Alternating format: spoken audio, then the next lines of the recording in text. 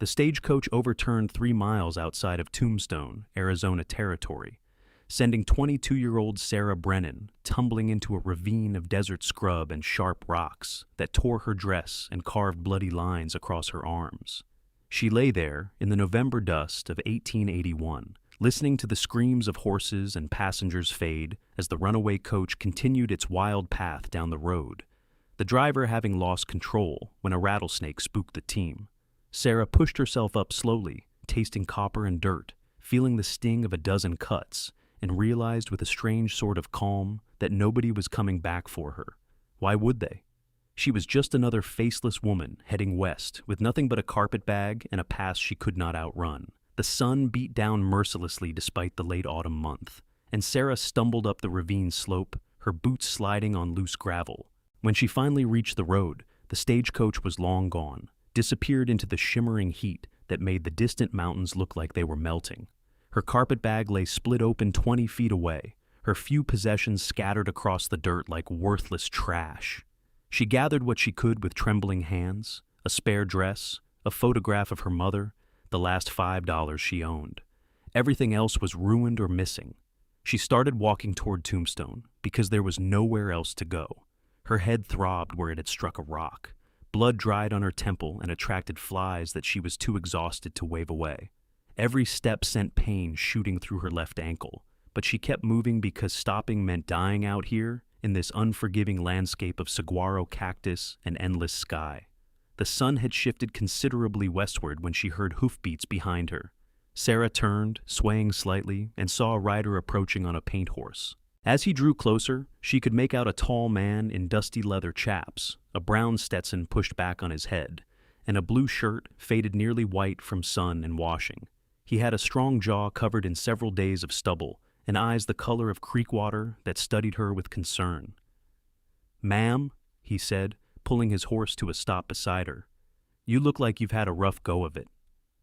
Sarah wrapped her arms around herself, suddenly aware of how she must appear. Bloody, dirty, her dark hair falling from its pins, her dress torn at the shoulder. The stagecoach overturned. I fell into the ravine. They did not stop. The cowboy's jaw tightened. "You have been walking in this heat? How long?" "I do not know. Hours, maybe." He swung down from his horse in one fluid motion and pulled a canteen from his saddle. "Drink this. Slowly now." Sarah wanted to refuse out of pride, but her throat was so dry she could barely swallow. She took the canteen with shaking hands and drank, the water cool and sweet despite the metallic taste of the container. When she lowered it, the cowboy was watching her with an expression she could not quite read. "I am Cole Remington," he said. "I have got a ranch about 8 miles north of here. You are in no shape to walk all the way to Tombstone. Let me take you there, get you cleaned up, and then I will bring you into town tomorrow." Sarah stepped back instinctively. "No, I cannot accept. I will be fine." "Ma'am, with respect, you will not be fine.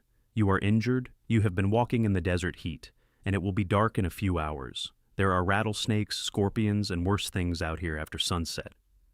"I do not need your charity," Sarah said, and her voice came out harder than she intended. "I do not need anything from you." Cole studied her for a long moment, then nodded slowly. "All right then, but I'm heading north anyway, and I will be riding slow. If you happen to be walking the same direction and you change your mind, the offer stands." He mounted his horse and started north at a walk, true to his word. Sarah stood in the road, watching him go, pride warring with practicality. Her ankle throbbed, her head pounded. The sun was already sinking toward the horizon, painting the sky in shades of orange and pink that would have been beautiful if she were not so miserable. She lasted maybe 5 minutes before she started limping after him. Cole did not look back, but he kept his horse at that same slow walk, and somehow the distance between them never grew larger. Sarah focused on putting one foot in front of the other, on not collapsing in the middle of this endless dirt road. After another 10 minutes, Cole turned his horse and rode back to her. He did not say anything, just extended his hand down to her. Sarah looked at that calloused, work-worn hand for a long moment. "I cannot pay you," she said quietly. "I have almost nothing. I did not ask for payment. Why would you help me? You do not even know me." Cole's expression softened. "Out here, we help folks who need helping. That is just how it is." Now, are you going to take my hand, or are you going to walk until you collapse?" Sarah felt something crack inside her chest, some wall she had built up over years of learning that kindness always came with a price. She took his hand, and he pulled her up behind him onto the horse with surprising gentleness. She had to wrap her arms around his waist to keep from sliding off, and she could feel the warmth of him through his shirt, could smell leather and sage and honest sweat. "Thank you," she whispered. "You are welcome, ma'am. What is your name?" Sarah Brennan." "Well, Miss Brennan, let us get you home."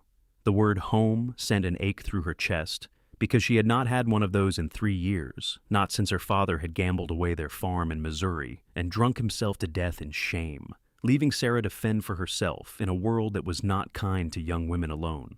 She had worked as a seamstress in St. Louis, then as a laundress in Kansas City, always moving, always trying to outrun the shame and the memories. When a man in Kansas City had offered to marry her, she had accepted, desperate for security. But she had discovered too late that he was already married, that he wanted her as something shameful and hidden. And she had fled west with what little money she could scrape together. The horse's steady gait and the warmth of the setting sun made Sarah's eyes heavy despite her pain. She caught herself starting to slump against Cole's back and jerked upright.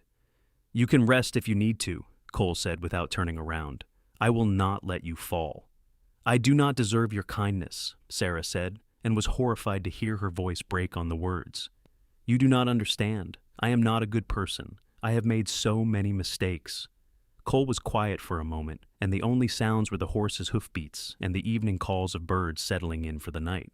Then he said, "We have all made mistakes, Miss Brennan. That does not mean you do not deserve kindness. You do not know what I have done. I do not need to know.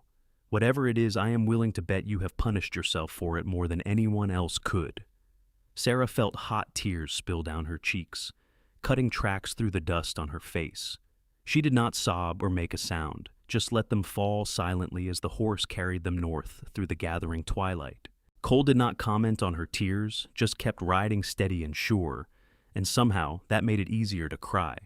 By the time they reached Cole's ranch, full dark had fallen, and stars blazed overhead in a sky so clear it looked like someone had scattered diamonds across black velvet. Sarah could make out a small ranch house, a barn, and several corrals in the moonlight. Cole dismounted and helped her down, and her legs nearly buckled when her feet hit the ground. "Easy now," he said, catching her around the waist. "Let us get you inside." He helped her up the porch steps and into the house, lighting a lantern that cast a warm glow over a simple but clean space.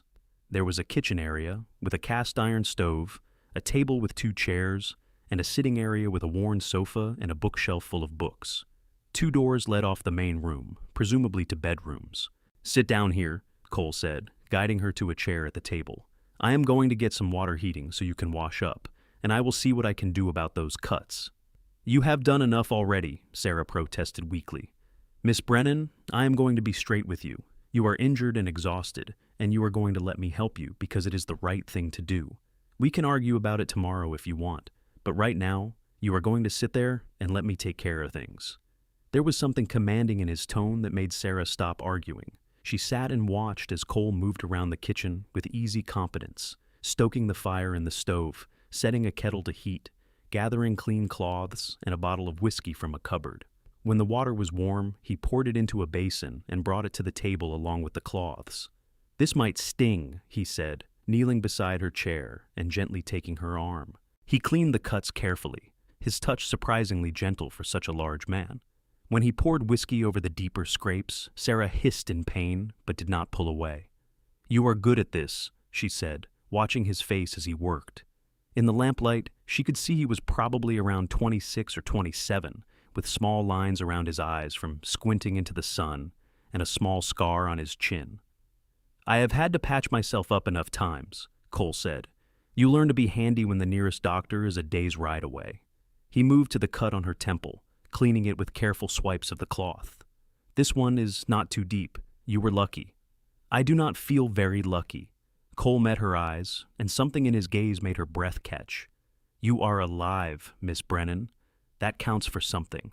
When he finished cleaning her wounds, he wrapped the deeper cuts on her arms with strips of clean cloth. Then he stood and went to one of the bedroom doors. "You can sleep in here tonight. It was my mother's room before she passed. The bed is clean. I will bring you something to eat, and then you should rest. Where will you sleep? The sofa is fine. I have slept in worse places. I cannot take your mother's room, Sarah said, standing up too quickly and swaying. Cole caught her elbow to steady her. Yes, you can and you will. Now sit back down before you fall down. He heated up a pot of stew that must have been from his dinner, served her a generous bowl with thick slices of bread, and watched to make sure she ate. Sarah had not realized how hungry she was until the first bite, and then she ate ravenously, burning her tongue in her haste. Slow down, Cole said with a slight smile. It is not going anywhere. When she finished, exhaustion crashed over her like a wave. Cole showed her to the bedroom, which contained a simple iron bed with a pretty quilt, a dresser with a wash basin, and curtains on the window. He brought her a clean nightshirt that must have belonged to him. It will be too big, but it is clean, he said. I will leave you to get settled. If you need anything, just call out. Cole, Sarah said as he turned to leave. He looked back at her, one hand on the doorframe. Thank you. I know I said it before, but I mean it. Thank you. Get some rest, Miss Brennan. Things will look better in the morning. After he closed the door, Sarah changed into the nightshirt, which hung almost to her knees and smelled faintly of soap and sunshine. She crawled into the bed, and the mattress was softer than anything she had slept on in months. She meant to lie awake and think about what she would do next, how she would get to Tombstone and find work, but sleep claimed her almost instantly. She woke once in the night from a nightmare about the stagecoach crash, gasping and disoriented. Before she could get her bearings, she heard footsteps and Cole's voice through the door. Miss Brennan, are you all right? Yes, she called back, her voice shaky. Just a bad dream. There was a pause. Then Cole said, I am right out here, if you need anything. Sarah lay back down, and somehow knowing he was nearby made it easier to fall back asleep. Morning light streaming through the curtains woke her, and for a moment Sarah could not remember where she was. Then it all came back. The crash, the walk through the desert, Cole's unexpected kindness. She sat up slowly, taking stock of her injuries. Everything hurt, but it was the manageable ache of bruises and healing cuts rather than anything serious. She found her torn dress hung over the back of a chair, cleaned as best as could be managed. Next to it was a simple blue cotton dress that looked like it might fit her. Sarah ran her fingers over the fabric, wondering where it had come from. She dressed carefully, wincing as her sore muscles protested, and braided her hair as neatly as she could without a mirror. When she emerged from the bedroom, she found Cole standing at the stove, cooking what smelled like bacon and eggs. He turned when he heard her and smiled. Good morning. How are you feeling? Sore, but better. Where did this dress come from? It was my mother's. She was about your size. I thought it might be more comfortable than your torn one. Sarah looked down at the dress, touched by the gesture. I will return it when I get to Tombstone and buy something of my own. Keep it, Cole said. She would have wanted someone to get use out of it. He turned back to the stove. Sit down. Breakfast is almost ready. They ate together at the table, and Sarah found herself watching Cole more than she meant to. He had a quiet, steady way about him that was different from any man she had known. He did not fill the silence with empty chatter, seemed content to just be, and when he did speak, his words were thoughtful. I was thinking, Cole said as he poured them both more coffee. Tombstone is pretty wild right now. There was a shootout at the OK Corral just a few weeks back. Things are still tense. If you are looking for work, it might not be the safest place for a woman alone. Sarah wrapped her hands around her coffee cup. I do not have much choice. I need to work, and towns are where the work is. What kind of work do you do? I am a seamstress, a good one. I can also do laundry, cook, clean houses, whatever pays. Cole nodded slowly. There is a woman in town, Mrs. Patterson. She runs a boarding house and she has been looking for help. She is a good woman, fair. If you want, I could introduce you. Why are you being so nice to me? Sarah asked suddenly. What do you want from me? Cole looked genuinely surprised by the question. I do not want anything from you. Miss Brennan, I am just trying to help. Men do not just help. There is always something they want. Something sad flickered across Cole's face. I am sorry someone taught you that, but I promise you, I do not want anything except to see you safe and settled. You can believe that or not, but it is the truth. Sarah felt her eyes burn with tears again and looked away. I do not understand you. You do not have to understand me. You just have to let me help." They finished breakfast in silence, and then Cole said he needed to tend to his horses, but that she should rest. Sarah, feeling useless and unsettled, asked if there was anything she could do to help. "You do not need to work for your keep, Miss Brennan." "I know I do not need to. I want to. Please." Cole studied her for a moment, then nodded. "All right. There are some shirts that need mending, if you're up for it. Sewing kit is in the drawer by the window." While Cole went out to work, Sarah found the shirts and the sewing kit and settled in the chair by the window, where the light was good. The work was familiar and soothing, her needle moving in neat, even stitches as she repaired tears and replaced buttons. She could see Cole through the window, working with a beautiful black horse in one of the corrals. He moved with patience and confidence, never harsh, always firm but gentle. She spent the day alternating between mending and resting, her body still recovering from the ordeal. Cole came in at noon and made them sandwiches, then went back out to work. It felt strange to Sarah, this domestic quiet, this absence of demands or expectations. She kept waiting for the other shoe to drop, for Cole to reveal what he really wanted, but he just went about his business with that same steady calm. That evening, Cole cooked dinner again, thick steaks with potatoes and beans, and they ate as the sun set in a blaze of red and gold outside the window. "I will take you into Tombstone tomorrow, if you feel up to it," Cole said. "Introduce you to Mrs. Patterson." "I feel up to it," Sarah said. "I cannot impose on you any longer. It is not an imposition. Still, you have your own life, your own work. I need to figure out my own situation." Cole nodded, but did not look happy about it. "All right, we will leave first thing in the morning." That night, Sarah lay in bed and stared at the ceiling, her mind racing. She thought about Cole's kindness, about how foreign it felt to be helped without strings attached. She thought about the life she had left behind, about all the bad choices and the shame she carried. Part of her wanted to stay in this little ranch house forever, safe and quiet, but she knew that was not realistic. She had to make her own way in the world. She could not rely on a stranger's charity, no matter how genuine it seemed. The next morning dawned clear and cold. Sarah dressed in the blue cotton dress, packed her few belongings into her battered carpet bag, and met Cole in the kitchen. He handed her a bundle wrapped in cloth. "Food for the road," he said. "It is a few hours into town." They rode together on his paint horse, Sarah sitting behind Cole and trying to ignore how right it felt to have her arms around his waist. The landscape rolled by, all brown grass and rocky outcroppings and distant mountains. They passed a few other travelers on the road, and Cole greeted each one with a polite nod. Tombstone appeared on the horizon like a promise or a threat, depending on how you looked at it. Even from a distance, Sarah could see it was a bustling town, buildings crowded together, the streets full of activity. As they rode closer, she could hear the sounds of hammering, horses, voices raised in conversation or argument. Cole guided his horse through the crowded streets, past saloons with names like the Crystal Palace and the Oriental, past the Tombstone Epitaph newspaper office, past storefronts selling everything from mining equipment to ladies' hats. Men stared at Sarah as they passed, some with open curiosity, others with looks that made her skin crawl.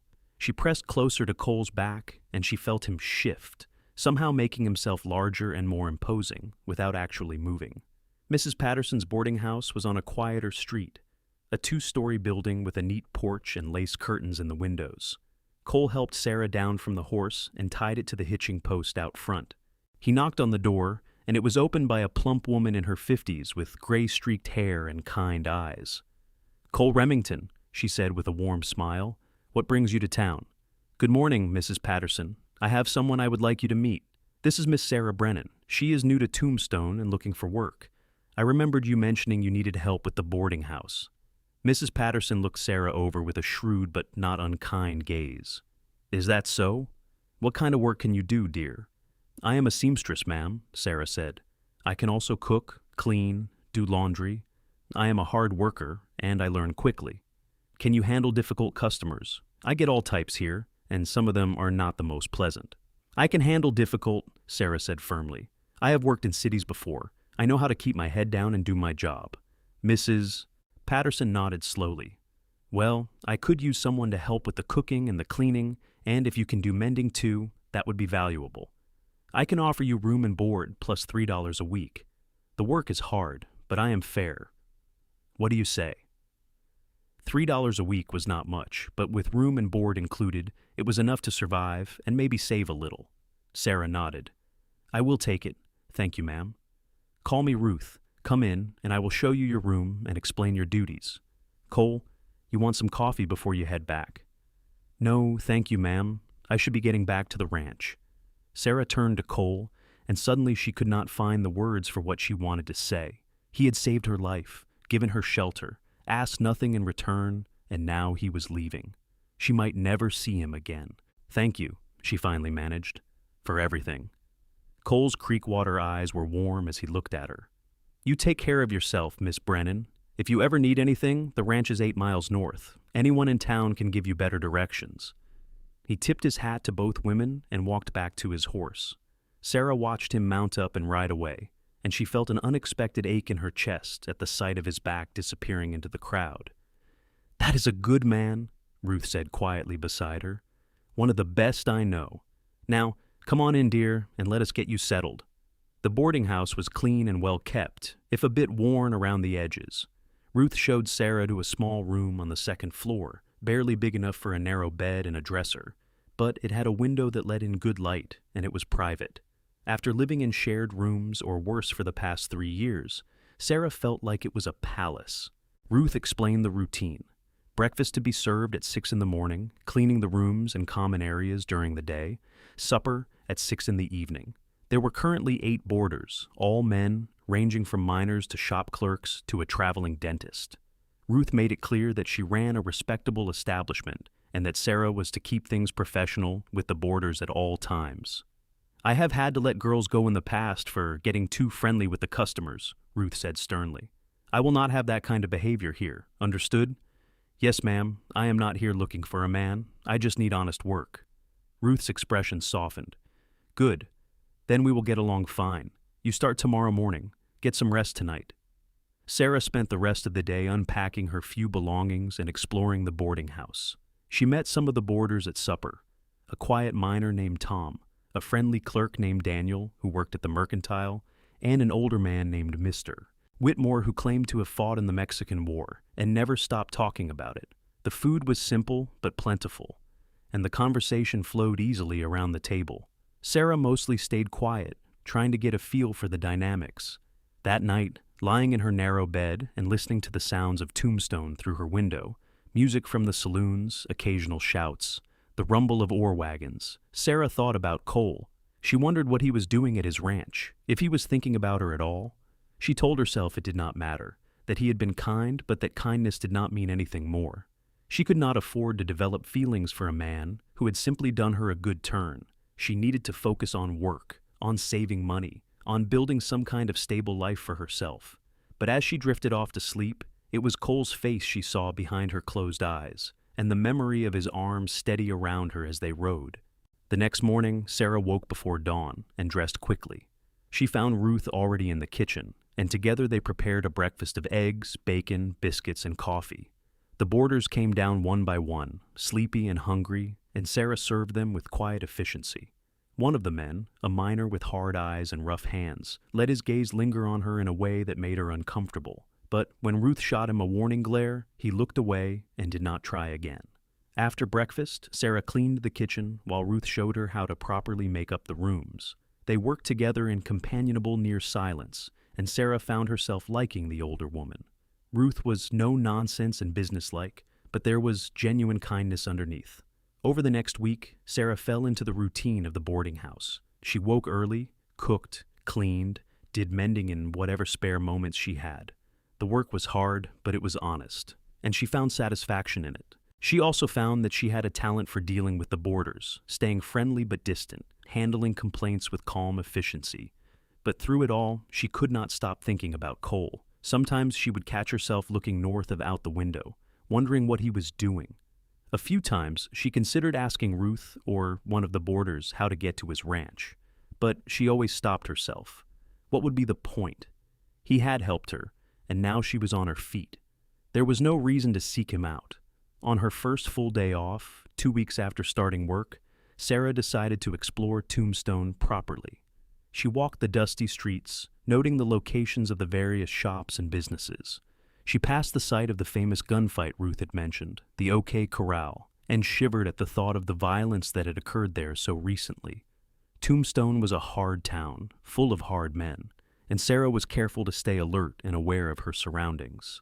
She was standing outside the mercantile, looking at a display of fabric in the window and thinking about how she might earn extra money doing sewing work on the side, when a familiar voice behind her said, "Miss Brennan?"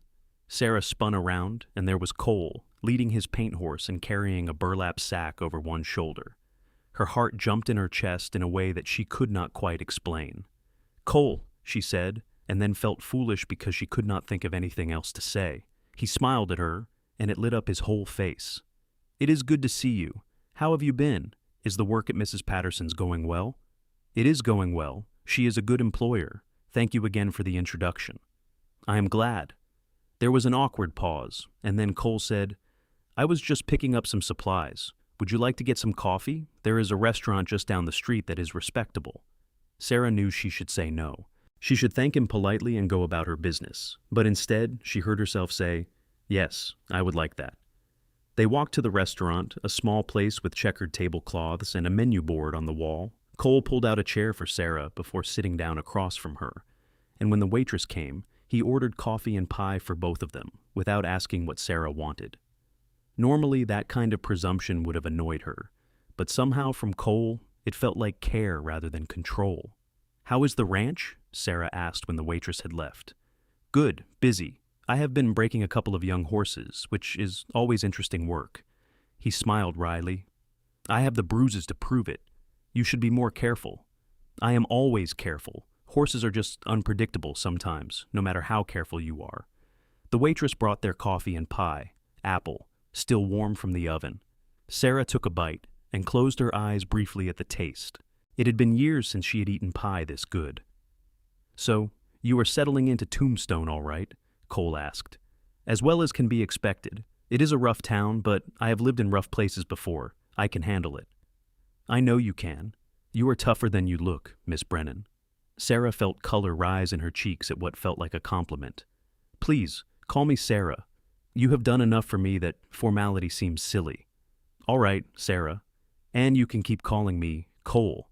They talked while they ate, and Sarah found herself opening up more than she had intended. She told him about growing up on the farm in Missouri, about her father's gambling and drinking, about how she had been on her own since she was 19. She did not tell him about the man in Kansas City, about that particular shame, but she hinted at enough that Cole probably understood she had made mistakes. Cole listened without judgment, and when she finished, he said simply, "You have been through a lot, but you are still here, still fighting. That takes strength. Sometimes I do not feel very strong. Strength is not about never being afraid or never making mistakes," Cole said. "It is about keeping going even when things are hard. You have been doing that for years, Sarah. That is real strength." Sarah felt tears prick her eyes and blinked them back. "Why do you say things like that?" "Like what?" "Kind things, things that make me want to believe you." Cole reached across the table and covered her hand with his. His palm was warm and calloused, his grip gentle. "Because they are true, and because I think you have not had enough people in your life telling you true things."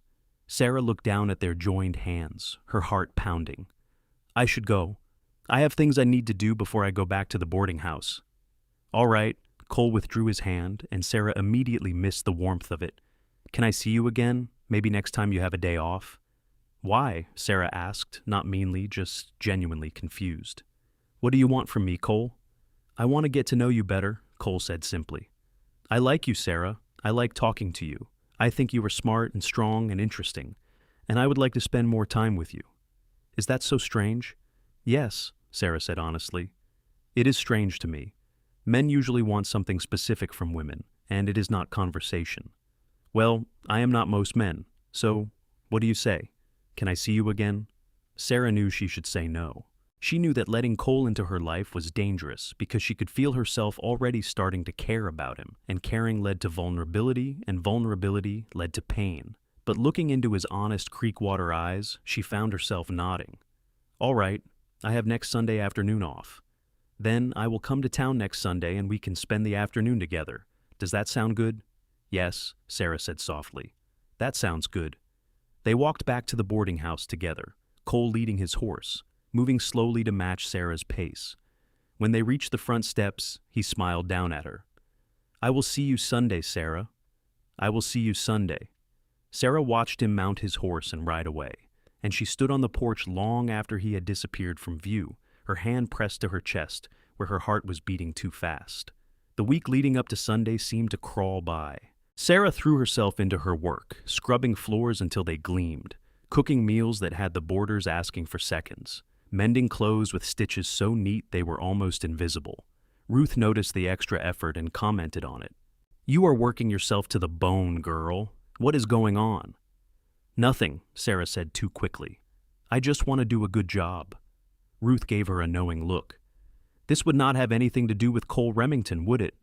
I saw you two having coffee last week." Sarah felt her cheeks heat. "He is just being friendly, that is all." "Friendly, right?" Ruth smiled. "That man has not looked twice at a woman since his mother died 2 years ago. But he looks at you, Sarah. He looks at you like you hung the moon. You are imagining things. I am 63 years old. I do not imagine things. I see things." Ruth patted Sarah's shoulder. "Cole is a good man, one of the best. If he is interested in you, you could do a lot worse." "I am not looking for a man," Sarah said firmly. "I need to focus on my work and my future. I cannot afford distractions." "Love is not a distraction, dear. It is what makes life worth living." But Sarah had learned the hard way that love was dangerous. That trusting men led to heartbreak and shame. She could not afford to let her guard down, no matter how kind Cole seemed.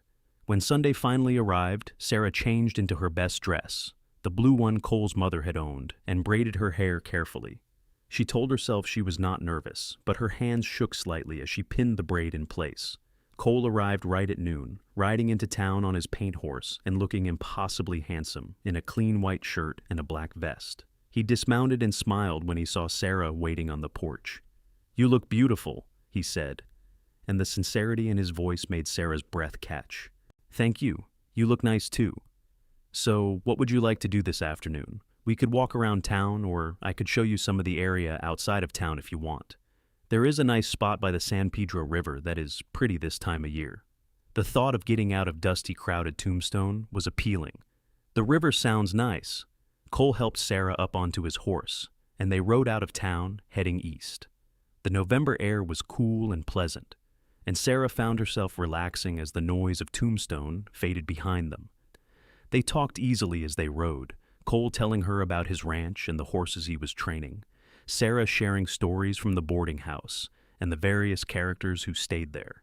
The San Pedro River was not much more than a stream at this time of year, but the area around it was green with cottonwood trees, a welcome change from the brown landscape. Cole helped Sarah down from the horse, and they walked along the bank, the sound of water over rocks peaceful and soothing. "I used to come here with my mother," Cole said as they sat down on a flat rock overlooking the water. "She loved it here, said it reminded her of Tennessee where she grew up." "You must miss her. Every day, she was the best person I ever knew, patient, kind, strong. She came out here with my father in '58, helped him build the ranch from nothing. When he died in '69, she kept it going by herself until I was old enough to take over. Never complained, never gave up." "She sounds amazing." "She was. She would have liked you." Sarah looked at Cole in surprise. "Why do you say that?" "Because you are like her in some ways, strong, capable, not afraid of hard work. And because she always told me to find someone with kindness in their heart, even if they had forgotten it was there." "I am not kind," Sarah said quietly. "I am selfish and broken." Cole turned to face her fully. "Sarah, why do you talk about yourself that way? What happened to make you think so little of yourself?" Sarah stared at the water, and before she could stop herself, the whole story came pouring out. She told him about the man in Kansas City, about believing he wanted to marry her, only to discover he already had a wife, about how stupid and naive she had been. She told him about the shame of it, about how she had felt dirty and used, about how she had been trying to outrun that feeling ever since. When she finished, tears were streaming down her face. "So you see, I am not who you think I am. I am the kind of woman who is foolish enough to believe a liar, desperate enough to almost become a mistress. I do not deserve kindness. I do not deserve anything good. Cole was quiet for a long moment, and Sarah could not bring herself to look at him. Then she felt his hand gentle on her chin, turning her face toward him. His eyes were fierce. "Sarah, listen to me. That man was a liar and a cheat, and what he did to you was wrong. But it does not make you dirty or shameful. It makes him a terrible person, not you. You were alone and scared, and you made a choice that seemed like your best option at the time. That does not make you bad. It makes you human." "I should have known better," Sarah whispered. Maybe he was just a very good liar. Either way, it is in the past. You got away from him. You survived. You kept going. That is what matters." "But I do not deserve your kindness," Sarah said, and her voice broke on the words. "I do not deserve the way you look at me, the way you treat me. I am not good enough for that." Cole cupped her face in both his hands, forcing her to meet his eyes. "Then I will give it to you until you believe you do," he said firmly. "I will give you kindness until you understand that you deserve it. I will treat you with respect and care until you believe that you are worthy of respect and care. However long it takes, Sarah. I will not give up on you." Sarah felt something break open inside her chest, something that had been locked away for so long she had forgotten it was there. She started crying in earnest, great sobbing breaths that shook her whole body, and Cole pulled her against him, his arms strong and steady around her. He did not shush her or tell her to stop. He just held her and let her cry until she had no tears left. When she finally pulled back, his shirt was soaked, and she felt wrung out and exhausted. "I am sorry," she said. "I did not mean to fall apart like that." "You have nothing to be sorry for. You needed to cry, so you cried. There is no shame in that." Sarah looked at Cole's kind face, at the sincerity in his eyes, and felt something terrifying and wonderful unfurling in her chest. She was falling for him. Despite all her walls and defenses, despite her determination to stay alone and safe, she was falling for this cowboy who looked at her like she was something precious. "Cole, I am scared. I know, but you do not have to be scared alone. I am right here." They sat by the river for a long time, talking about everything and nothing. Cole told her about his dreams for the ranch, about wanting to breed quality horses and maybe expand the operation. Sarah talked about how she had always wanted to have her own dressmaking shop someday, how she loved creating beautiful things with her hands. As the afternoon wore on, Sarah felt herself relaxing, opening up in ways she never had before. When the sun started to sink toward the horizon, Cole reluctantly said they should head back to town. They rode slowly, neither of them eager for the afternoon to end. When they reached the boarding house, Cole helped Sarah down and stood looking at her for a long moment. "Can I see you again next Sunday?" he asked. "Yes," Sarah said without hesitation. "I would like that." "Good." He smiled and reached out to tuck a loose strand of hair behind her ear, and the gentle gesture made Sarah's heart skip. "Until next Sunday, then." Sarah watched him right away, and when she went inside, Ruth took one look at her face and smiled knowingly. "That man is in love with you," Ruth said. "And if I am not mistaken, you are falling for him too." "It is too soon for love," Sarah protested. "I barely know him. Time does not matter when it is right. I knew my Henry for 2 weeks before he proposed, and we had 40 years together before he passed. When you know, you know." Over the following weeks, Cole came to Tombstone every Sunday, and he and Sarah spent the afternoons together. Sometimes they went back to the river. Sometimes they just walked through town, looking in shop windows and talking. Cole never pressured her for anything more than conversation and companionship, though Sarah sometimes caught him looking at her with an expression that made her stomach flutter. As November turned to December, the weather grew colder, and Cole started bringing a blanket so they could sit outside comfortably. One Sunday, he brought a picnic lunch his own cooking, he admitted with some embarrassment, and it was not very good. But Sarah ate it anyway and teased him gently about his culinary skills, which made him laugh. "I can cook basic things," he said in his defense, "but anything fancy is beyond me. My mother tried to teach me, but I was always better with horses than with stoves." "I could teach you," Sarah offered. "If you want, I am a good cook." Cole's eyes lit up. "I would like that. Maybe you could come out to the ranch sometime, and we could cook together." Sarah hesitated. Going to Cole's ranch felt like a bigger step, more intimate somehow than the meeting in town, but she found herself nodding. "All right, maybe next Sunday, if Ruth can spare me." That week, Sarah found herself thinking constantly about Sunday. She was nervous and excited in equal measure, and Ruth noticed her distraction. "You really care about him, do not you?" Ruth asked one evening as they cleaned up after supper. "I think I do," Sarah admitted, "and it terrifies me. What if I am making another mistake? What if he is not who I think he is? Then you will deal with it. But Sarah, you cannot let one bad experience keep you from ever trusting anyone again. Cole has shown you who he is over and over. He is steady, kind, patient. He looks at you like you are the most important thing in his world. That is not something you should run from. That is something you should hold on to." Sunday arrived crisp and cold, with a bright blue sky that promised good weather. Cole rode into town mid-morning, earlier than usual, and his smile when he saw Sarah made her heart race. "Ready?" he asked. "Ready," she confirmed. The ride to the ranch was familiar now, the landscape that had seemed so foreign and harsh when she first arrived, now holding a certain beauty. Sarah had come to love the wide-open spaces, the distant mountains, the way the light changed throughout the day. When they reached the ranch, Cole gave her a proper tour. He showed her the barn where he kept his horses, introducing her to each one by name.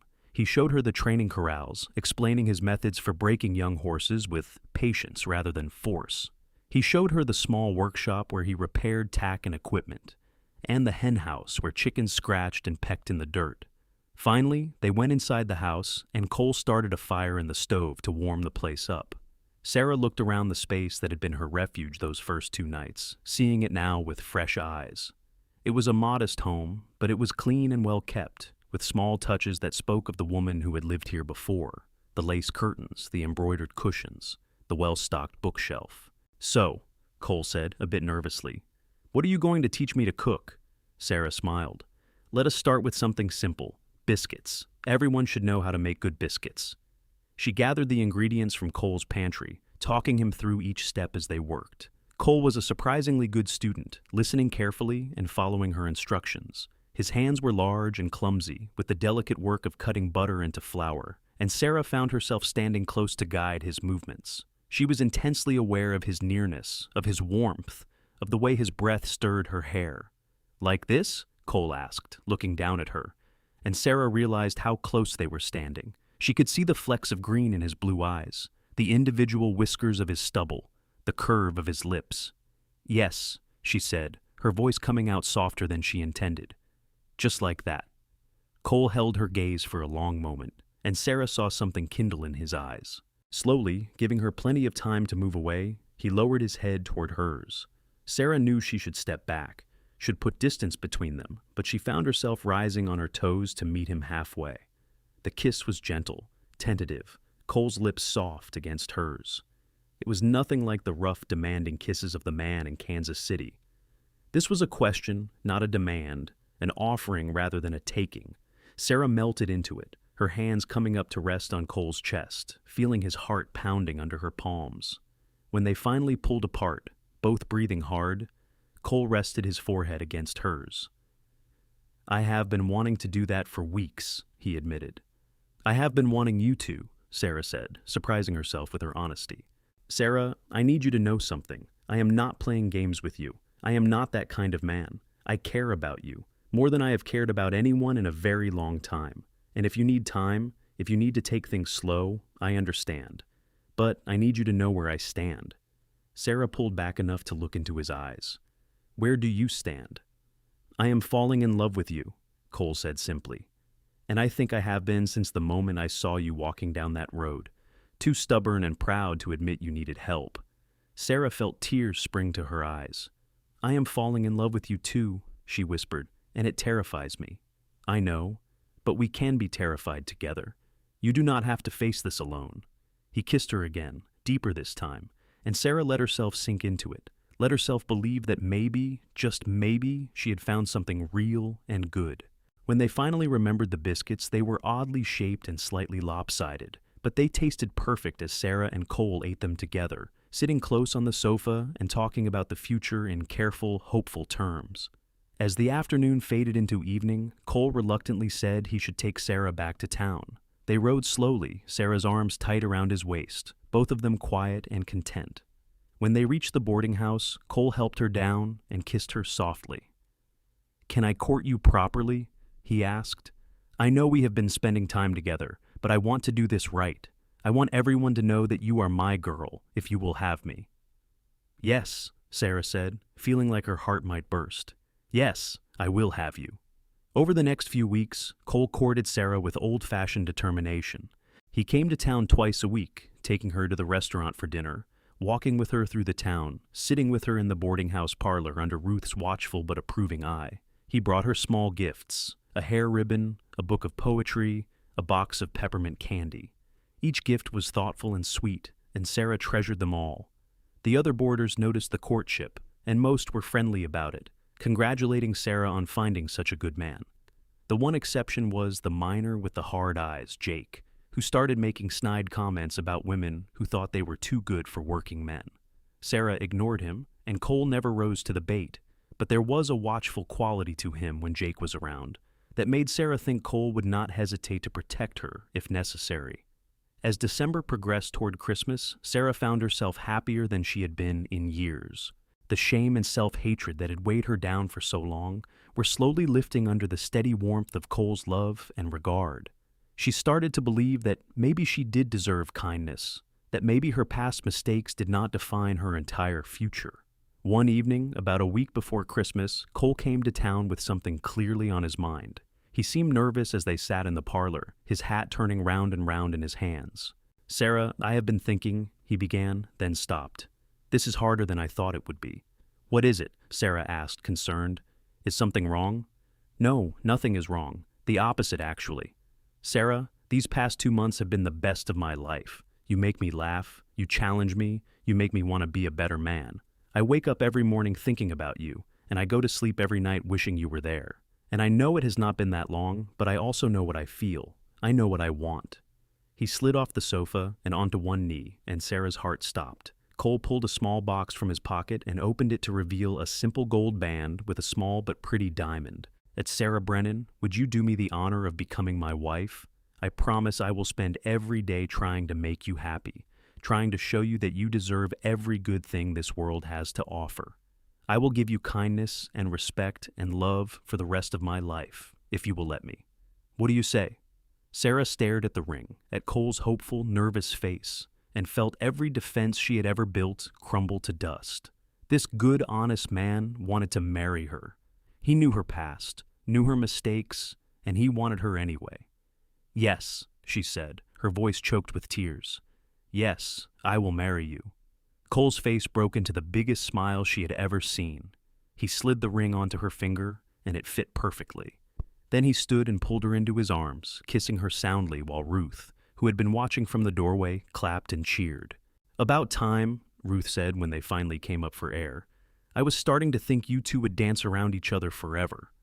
The next 2 weeks passed in a blur of planning. Cole wanted to get married as soon as possible, and Sarah had no reason to wait. Ruth helped her buy fabric and make a simple but pretty white dress. Cole arranged for the minister to perform the ceremony at the small church in Tombstone on Christmas Eve. It would be a small wedding, just Ruth and a few of Cole's friends from nearby ranches, but Sarah did not care. She was marrying the man she loved, and that was all that mattered. On Christmas Eve morning, Sarah woke early, too excited and nervous to sleep. Ruth helped her dress and pin up her hair, weaving in white ribbons that matched her dress. When Sarah looked at herself in the mirror, she barely recognized the woman staring back. She looked happy. She looked radiant. She looked like someone who deserved to be loved. The church was small and simple, decorated with pine boughs and candles for Christmas. Cole stood at the altar in his best suit, looking impossibly handsome and slightly nervous. When Sarah walked down the aisle, his face transformed, his eyes going soft and bright. The ceremony was brief but meaningful. They exchanged vows, speaking clearly and firmly, promising to love and honor each other for the rest of their lives. When the minister pronounced them husband and wife and told Cole he could kiss his bride, Cole gathered Sarah into his arms and kissed her with a tenderness that made her want to cry. Afterward, there was a small celebration at the restaurant, with a meal and a cake that Ruth had secretly arranged. Cole's friends toasted the new couple and told embarrassing stories about Cole's younger days that made Sarah laugh until her sides hurt. As the sun set on Christmas Eve, Cole and Sarah rode out to the ranch together, Sarah sitting behind her husband and holding him tight. "How does it feel to be Mrs. Remington?" Cole asked as they rode. "It feels like a dream," Sarah admitted. "A good dream, the best dream. Well, it is real. You are my wife now, Sarah, and I promise I am going to do everything I can to make you happy." When they reached the ranch house, Cole swept Sarah up in his arms and carried her over the threshold, both of them laughing. He set her down gently in the parlor, and for a moment they just looked at each other, the weight of what they had done settling over them. "I love you," Cole said softly. "I have loved you from the beginning, I think, from the moment you were too proud to accept help, too strong to give up." "I love you too," Sarah said. "You saved my life, Cole, not just on that road, but every day since. You showed me that I was worth saving, worth loving. I will never forget that." He kissed her then, deep and slow, and Sarah gave herself over to it, to him, with a trust she never thought she would feel again. That night, they came together as husband and wife with a tenderness and passion that left them both breathless and amazed, and Sarah finally understood what love was supposed to be. Not a taking, but a giving, not a loss of self, but a finding of home. The winter months passed in quiet contentment. Sarah settled into life at the ranch, learning the rhythms of Cole's work and finding her own place in it. She kept the house clean and comfortable, cooked meals that made Cole groan with appreciation, and spent her spare time sewing. Word spread that she was a talented seamstress, and soon women from Tombstone and the surrounding ranches were bringing her work, paying her to make dresses and mend clothes. Sarah saved the money carefully, thinking about the future, about the family she hoped she and Cole would build. Cole was an attentive and loving husband. He never raised his voice to her, never made her feel small or stupid. He asked her opinion on ranch decisions and actually listened to her answers. He brought her small gifts from town and told her every day that he loved her. At night, he held her close and made her feel cherished and safe. In late February, Sarah realized her monthly courses had not come. She waited another week to be sure, then another. And when she was certain, she told Cole one evening after supper, "Cole, I have something to tell you." He looked up from the harness he was mending, immediately attentive. "What is it? Is something wrong?" "No, nothing is wrong. The opposite, actually. Cole, I am going to have a baby." For a moment, Cole just stared at her. Then his face split into the most joyous smile Sarah had ever seen.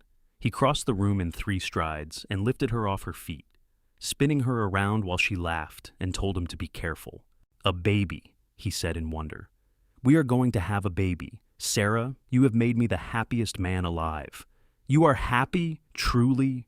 "Happy does not even begin to cover it. I am thrilled. I am amazed. I am terrified. I am everything." They held each other for a long time, and Sarah felt a peace settle over her that she had never known before. This was her life now, this good man, this home, this baby growing inside her. After years of running and hiding and feeling worthless, she had found her place. The pregnancy was not easy. Sarah was sick for the first few months, and Cole hovered over her constantly, worried and protective. As she started to show, he became even more attentive, barely letting her lift a finger around the house. Sarah found it endearing even when it was annoying, and she loved him even more for his care.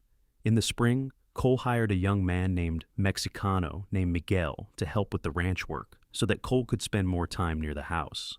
Miguel was quiet and hardworking, and he treated Sarah with unfailing respect. His wife Rosa became a friend to Sarah, teaching her Spanish words and bringing her special teas that helped with the pregnancy sickness.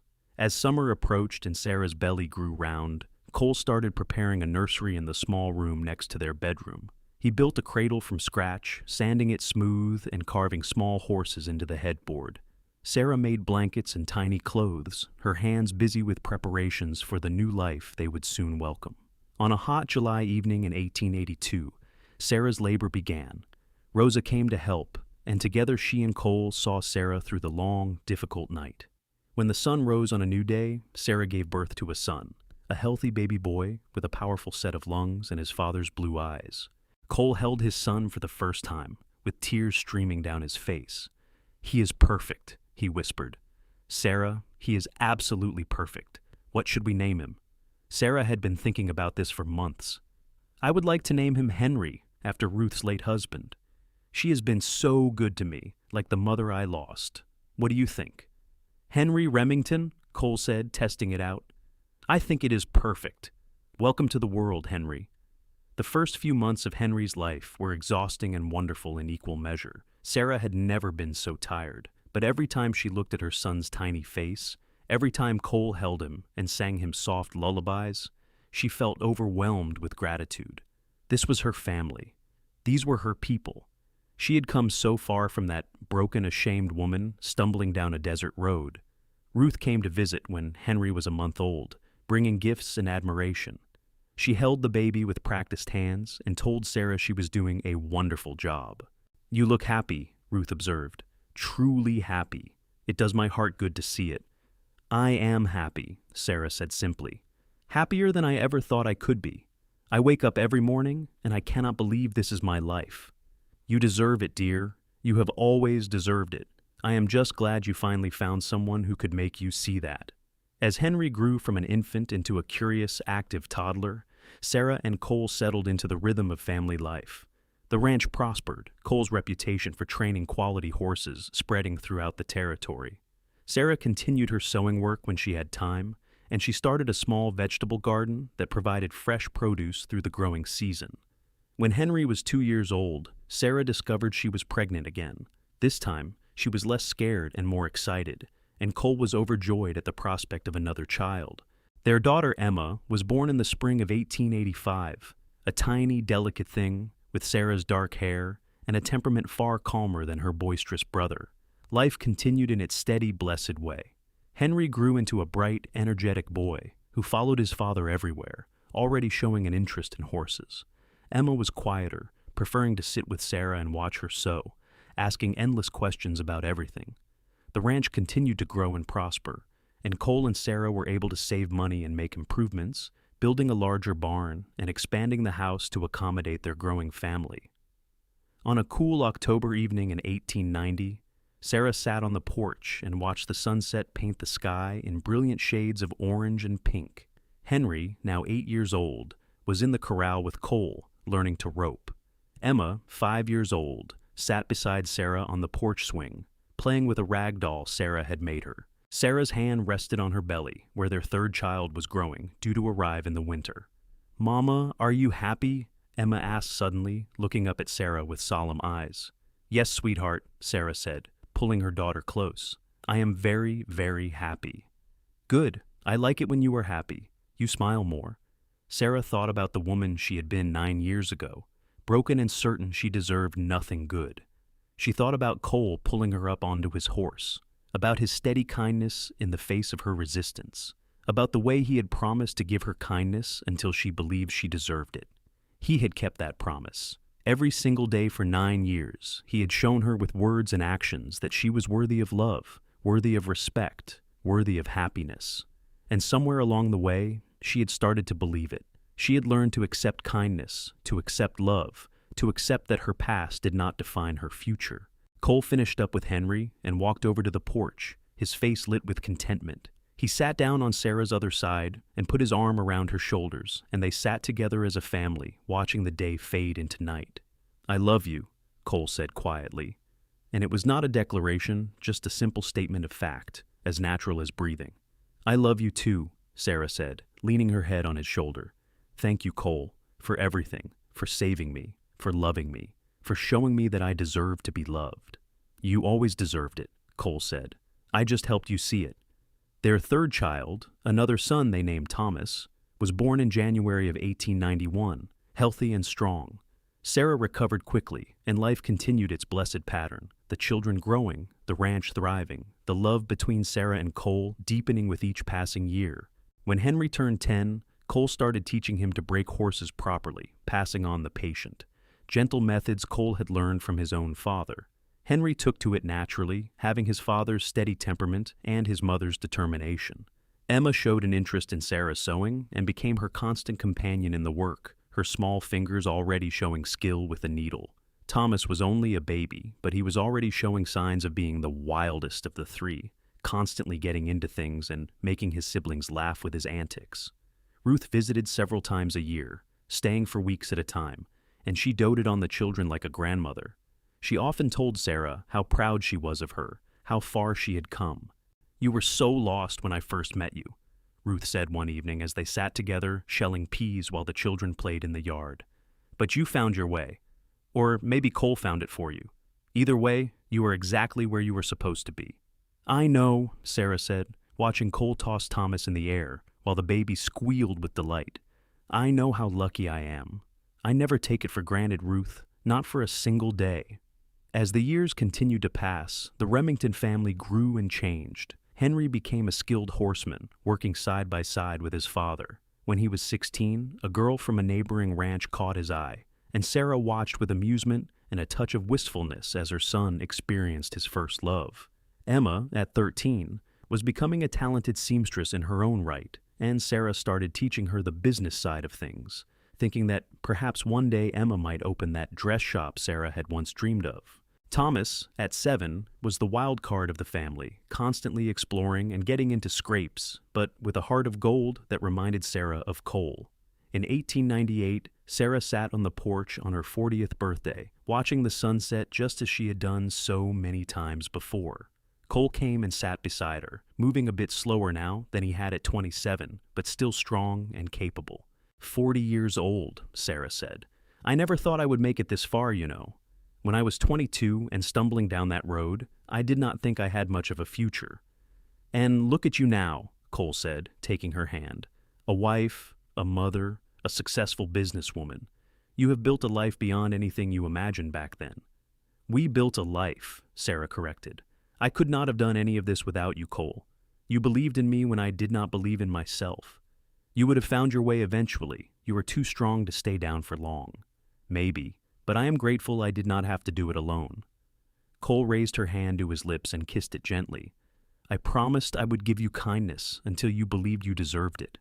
Do you believe it now?" Sarah thought about the question, about the 17 years they had been married, about the family they had built, and the love they shared. She thought about the girl she had been and the woman she had become, and she smiled. "Yes," she said firmly.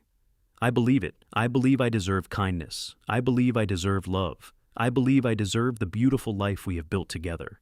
It took me a long time to get here, but I finally believe it." Cole pulled her close and kissed her forehead. "Good.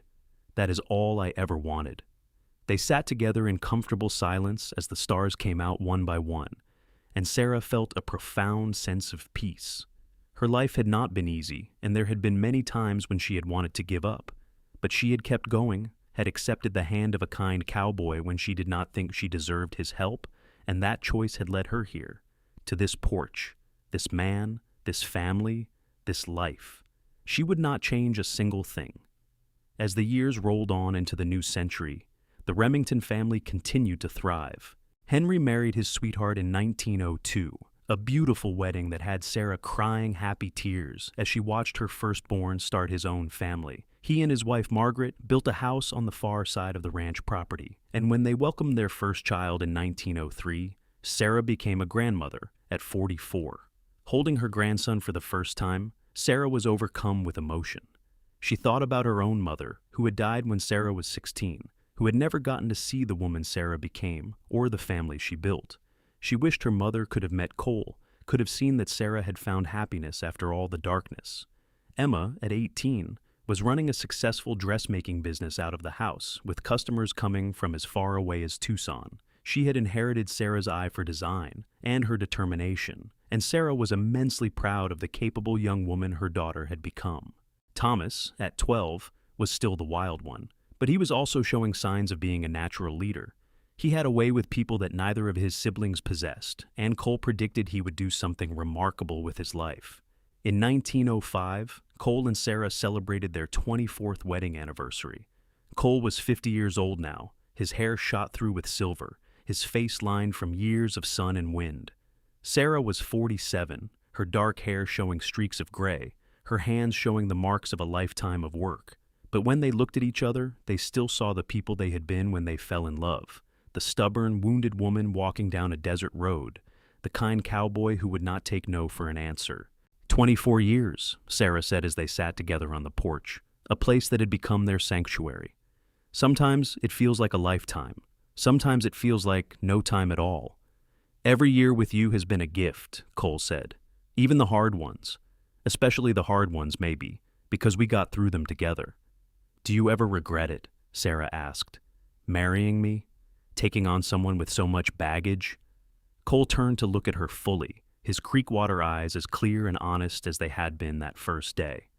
Sarah Remington, I have never regretted a single moment with you. You are the best thing that ever happened to me. You gave me a family, a purpose, a reason to be better than I was. How could I ever regret that?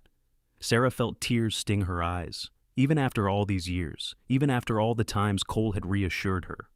I love you so much, more than I have words for. I know, and I love you just as much. That has never changed, and it never will. As they sat together watching the stars come out, surrounded by the sounds of their family, Henry and Margaret laughing in their house across the property, Emma humming as she worked on a dress inside, Thomas's voice calling to one of the dogs, Sarah felt a completeness that defied description. This was what happiness looked like, not a single perfect moment, but a lifetime of imperfect moments strung together with love and commitment and grace. The cowboy had promised to give her kindness until she believed she deserved it, and he had kept that promise for 24 years and counting. He had given her kindness, yes, but also respect and patience and unwavering love. He had given her a family, a home, a future. He had given her herself, the self she had thought was lost forever. And in return, Sarah had learned to accept it all. She had learned that kindness was not a trap, but a gift. She had learned that love did not have to hurt, that trust could be rebuilt, that shame did not have to be a life sentence. She had learned that the mistakes of her past did not define her future, that redemption was possible, that she was worthy of good things. Most importantly, she had learned that she deserved kindness. It had taken years, decades even, but she finally believed it down to her bones. She deserved to be loved. She deserved to be happy. She deserved the beautiful life she and Cole had built together. As if reading her thoughts, Cole squeezed her hand. What are you thinking about? Everything, Sarah said simply. The whole journey, where I started and where I ended up. How different my life could have been if you had not stopped that day on the road. But I did stop, and you let me help you eventually, and everything else followed from those two choices. Yes, Sarah agreed. Everything else followed. They sat in comfortable silence for a while longer, and then Cole said, Come on, let us go inside. I want to dance with my wife. Dance? Cole, we have not danced in years. Then it is about time we started again. Inside the house, Cole put a record on the phonograph that Henry had given them for Christmas, and the strains of a waltz filled the room. He took Sarah in his arms, and they moved together slowly, their bodies remembering the steps even if they were a bit rusty. Emma came out of her room and smiled at the sight of her parents dancing, and she went to get Thomas so he could see too. The two younger children watched from the doorway, and Emma whispered to her brother, That is what love looks like. That is what we should all hope to find. Thomas, who was at the age where such things seemed impossibly distant and not particularly interesting, nonetheless nodded. Even he could see the magic in the way his parents looked at each other, in the way they moved together like they were one person rather than two. When the song ended, Cole dipped Sarah dramatically, making her laugh and clutch at his shoulders. He pulled her back up and kissed her soundly, not caring that their children were watching. I will never stop loving you, he said against her lips. Never.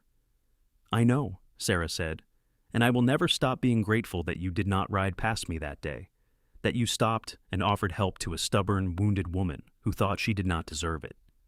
You always deserved it, Cole said fiercely. Always. In the years that followed, the Remington family continued to grow and change.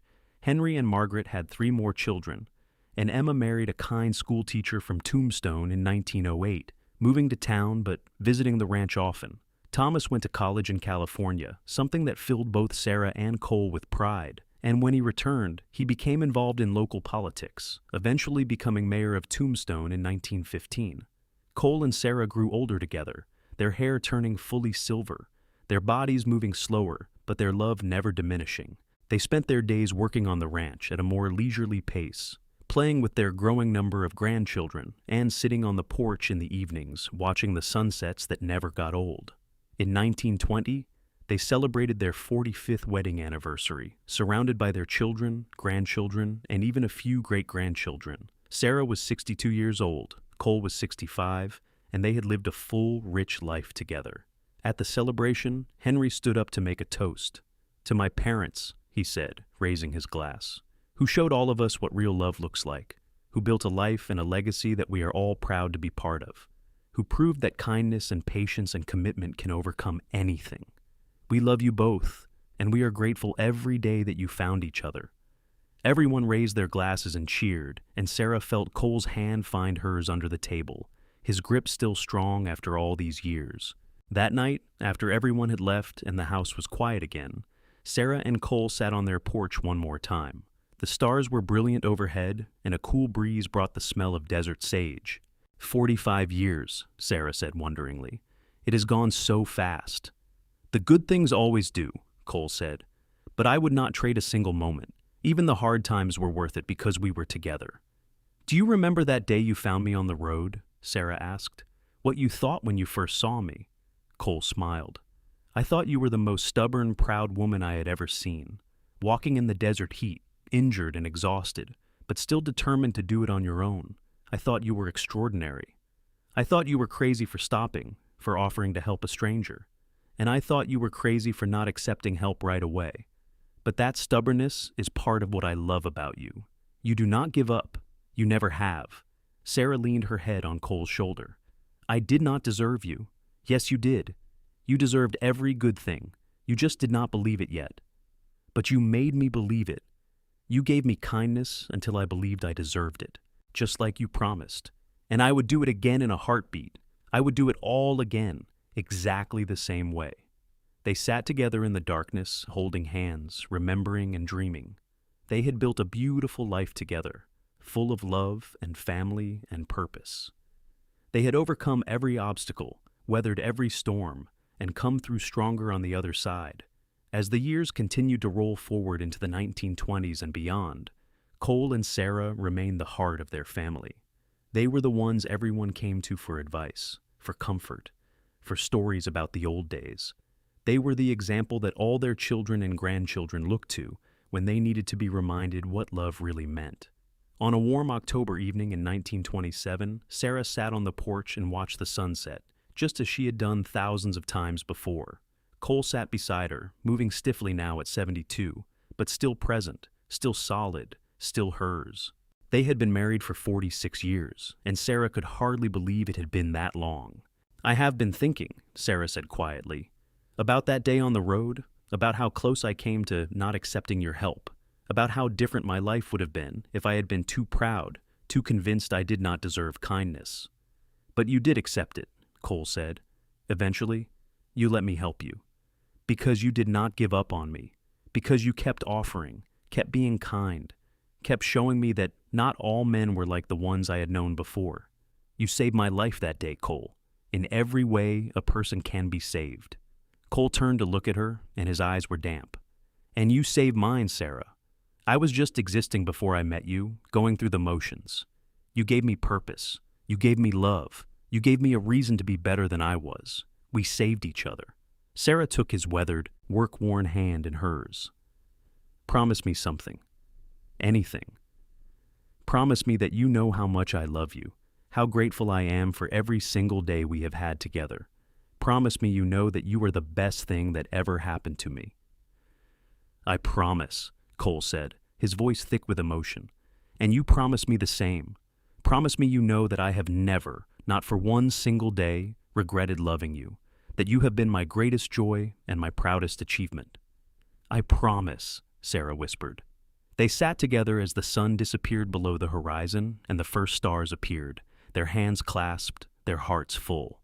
Around them, their family continued its rhythms, grandchildren playing, children visiting, the ranch operating with the efficiency of decades of careful management. This was their legacy, Sarah realized. Not just the land or the house or the successful business, but the love they had built, the family they had raised, the example they had set. They had shown everyone around them that kindness mattered, that second chances were possible, that love could heal even the deepest wounds. The cowboy had promised to give her kindness until she believed she deserved it, and he had kept that promise day after day, year after year, for over 4 decades. He had given her kindness and love and respect and patience, and in doing so, he had transformed her from a broken, shame-filled woman into someone who knew her own worth, who understood that she deserved good things, who could accept love without fear. And Sarah had given him just as much in return. She had given him her trust, hard-won and precious. She had given him her love, fierce and unwavering. She had given him a family, a home, a life full of meaning and purpose. They had built something beautiful together, something that would last long after they were gone. As they sat on the porch in the gathering darkness, Sarah felt a profound sense of peace. She had lived a good life, a full life, a life far beyond anything she had dared to dream when she was 22 and walking down that desert road, convinced she deserved nothing. She had been wrong about so many things back then. Wrong about her worth, wrong about what she deserved, wrong about the possibility of redemption. But Cole had been right. He had seen something in her that she could not see in herself, and he had refused to let her stay lost in shame and self-hatred. He had given her kindness until she believed she deserved it, and now, 46 years later, she believed it with every fiber of her being. She deserved kindness. She deserved love. She deserved the beautiful, blessed life she had lived. And it had all started with a cowboy who would not ride past a woman in need, who saw her not as she was, but as she could be, who loved her into wholeness with patience and grace and unwavering devotion. That was the greatest gift of all, not the life they had built, as wonderful as it was, but the knowledge that she was worthy of it, that she had always been worthy of it, that shame and mistakes and past failures did not define her value as a person. Cole had taught her that, and she would be grateful for that lesson, for him, for their life together, until her very last breath. As the stars blazed overhead in the clear desert sky, Sarah squeezed Cole's hand and smiled. They had made it. They had built something real and lasting. They had loved each other through everything, and that love had been enough. More than enough. It had been everything.